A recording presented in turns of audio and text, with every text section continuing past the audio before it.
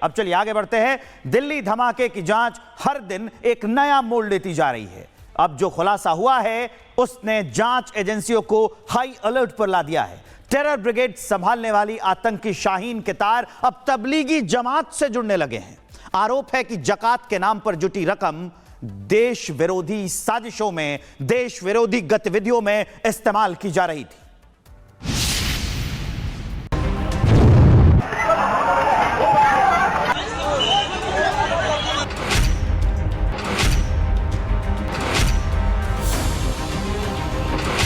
दिल्ली धमाके में नया खुलासा।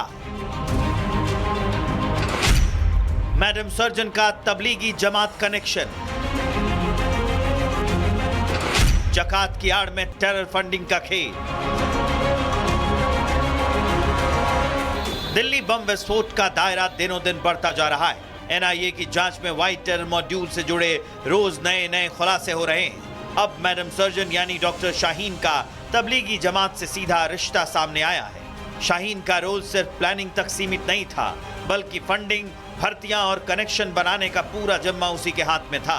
जांच में साफ हुआ है कि शाहीन का तबलीगी जमात से बड़ा कनेक्शन था और इसी कनेक्शन के जरिए उसे जकात के नाम पर टेरर फंडिंग मिलती थी।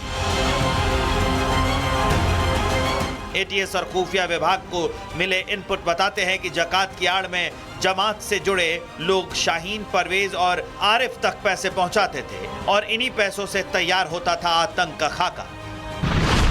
जांच में सामने आया है कि शाहीन को जकात के नाम पर टेरर फंडिंग मिलती थी। तबलीगी जमात से जुड़े लोग पैसे भेजते थे। जकात के रुपए से हथियार, विस्फोटक खरीदे जाते थे। इन्हीं पैसों से आतंकी देश विदेश की यात्राएं करते थे। जकात के रुपए से आतंकी मॉड्यूल को एक्टिव रखा जाता था, यानी जकात की आड़ में देश विरोधी एजेंडा चलाया जाता था।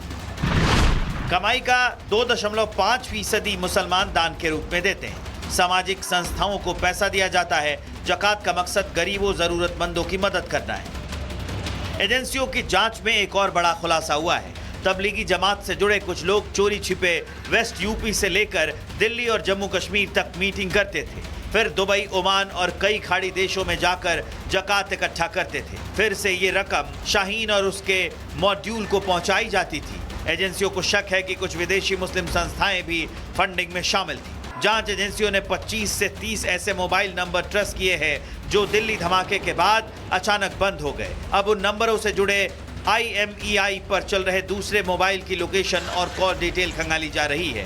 फंडिंग की जांच में पता चला है कि कई खातों के जरिए छोटे छोटे ट्रांजैक्शन कर बड़े नेटवर्क को खड़ा किया जा रहा था। इन खुलासों के बाद NIA और ATS ने शाहीन, मुजम्मिल, परवेज और व्हाइट कॉलर टेररिस्ट ग्रुप से जुड़े लोगों का पूरा ब्यौरा खंगालना शुरू कर दिया है। देश दुनिया से जकात के जरिए टेरर फंडिंग, महिला आतंकी ब्रिगेड और तबलीगी जमात से जुड़े लोगों के नेटवर्क के तार। दिल्ली धमाके की जांच अब उसी अंधेरी सुरंग में पहुंच चुकी है जहां धर्म की आड़ लेकर आतंक की खेती की जा रही थी।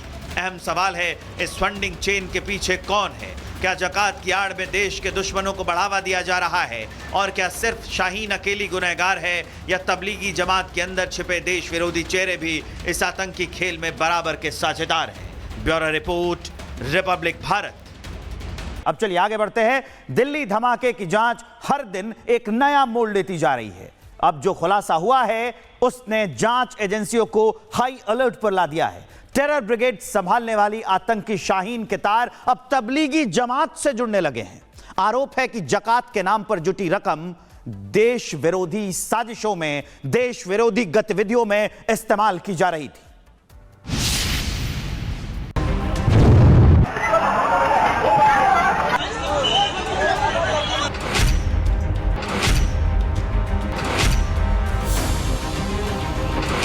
दिल्ली धमाके में नया खुलासा।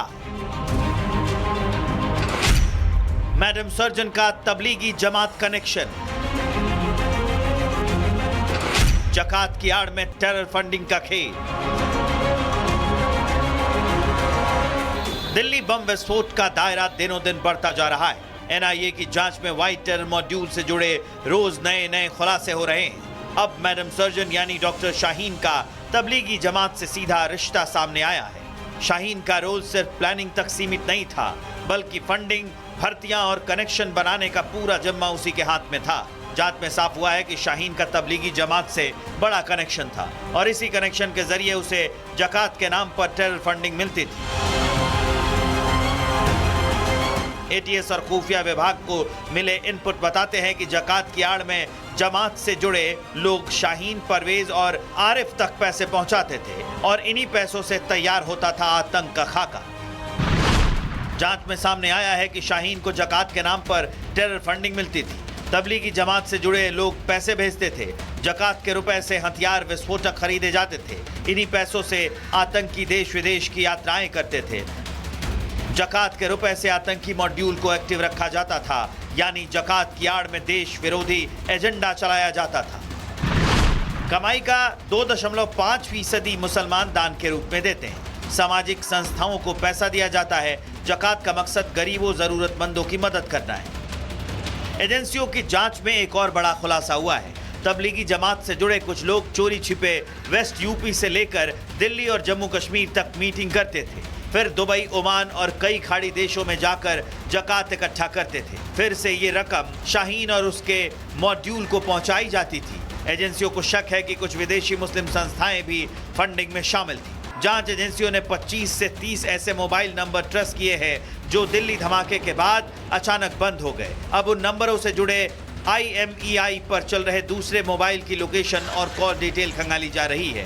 फंडिंग की जांच में पता चला है कि कई खातों के जरिए छोटे छोटे ट्रांजैक्शन कर बड़े नेटवर्क को खड़ा किया जा रहा था। इन खुलासों के बाद NIA और ATS ने शाहीन, मुजम्मिल, परवेज और व्हाइट कॉलर टेररिस्ट ग्रुप से जुड़े लोगों का पूरा ब्यौरा खंगालना शुरू कर दिया है। देश दुनिया से ज़कात के जरिए टेरर फंडिंग, महिला आतंकी ब्रिगेड और तबलीगी जमात से जुड़े लोगों के नेटवर्क के तार, दिल्ली धमाके की जांच अब उसी अंधेरी सुरंग में पहुंच चुकी है जहां धर्म की आड़ लेकर आतंक की खेती की जा रही थी।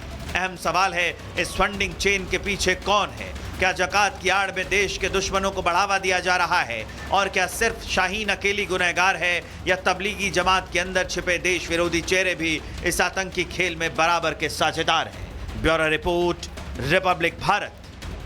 अब चलिए आगे बढ़ते हैं। दिल्ली धमाके की जांच हर दिन एक नया मोड़ लेती जा रही है। अब जो खुलासा हुआ है उसने जांच एजेंसियों को हाई अलर्ट पर ला दिया है। टेरर ब्रिगेड संभालने वाली आतंकी शाहीन के तार अब तबलीगी जमात से जुड़ने लगे हैं। आरोप है कि ज़कात के नाम पर जुटी रकम देश विरोधी साजिशों में, देश विरोधी गतिविधियों में इस्तेमाल की जा रही थी।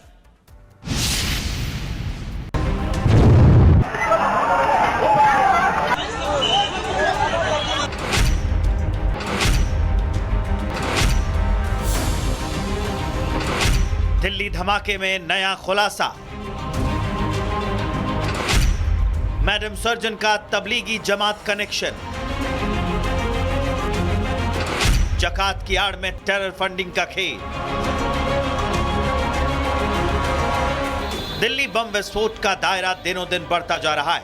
NIA की जांच में व्हाइट टेरर मॉड्यूल से जुड़े रोज नए नए खुलासे हो रहे हैं। अब मैडम सर्जन यानी डॉक्टर शाहीन का तबलीगी जमात से सीधा रिश्ता सामने आया है। शाहीन का रोल सिर्फ प्लानिंग तक सीमित नहीं था, बल्कि फंडिंग, भर्तियां और कनेक्शन बनाने का पूरा जिम्मा उसी के हाथ में था। जांच में साफ हुआ है कि शाहीन का तबलीगी जमात से बड़ा कनेक्शन था और इसी कनेक्शन के जरिए उसे ज़कात के नाम पर टेरर फंडिंग मिलती थी। ATS और खुफिया विभाग को मिले इनपुट बताते हैं कि ज़कात की आड़ में जमात से जुड़े लोग शाहीन, परवेज और आरिफ तक पैसे पहुंचाते थे और इन्हीं पैसों से तैयार होता था आतंक का खाका। जांच में सामने आया है कि शाहीन को ज़कात के नाम पर टेरर फंडिंग मिलती थी। तबलीगी जमात से जुड़े लोग पैसे भेजते थे। ज़कात के रुपए से हथियार, विस्फोटक खरीदे जाते थे। इन्हीं पैसों से आतंकी देश विदेश की यात्राएं करते थे। ज़कात के रुपए से आतंकी मॉड्यूल को एक्टिव रखा जाता था, यानी ज़कात की आड़ में देश विरोधी एजेंडा चलाया जाता था। कमाई का 2.5% मुसलमान दान के रूप में देते हैं। सामाजिक संस्थाओं को पैसा दिया जाता है। ज़कात का मकसद गरीबों, जरूरतमंदों की मदद करना है। एजेंसियों की जांच में एक और बड़ा खुलासा हुआ है।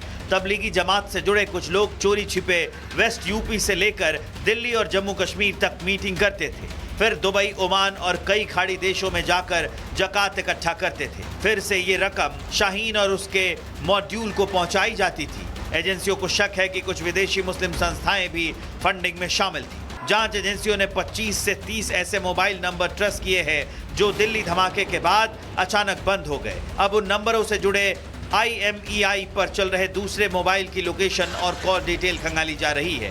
फंडिंग की जांच में पता चला है कि कई खातों के जरिए छोटे छोटे ट्रांजैक्शन कर बड़े नेटवर्क को खड़ा किया जा रहा था। इन खुलासों के बाद NIA और ATS ने शाहीन, मुजम्मिल, परवेज और व्हाइट कॉलर टेररिस्ट ग्रुप से जुड़े लोगों का पूरा ब्यौरा खंगालना शुरू कर दिया है। देश दुनिया से जकात के जरिए टेरर फंडिंग, महिला आतंकी ब्रिगेड और तबलीगी जमात से जुड़े लोगों के नेटवर्क के तार, दिल्ली धमाके की जांच अब उसी अंधेरी सुरंग में पहुंच चुकी है जहां धर्म की आड़ लेकर आतंक की खेती की जा रही थी।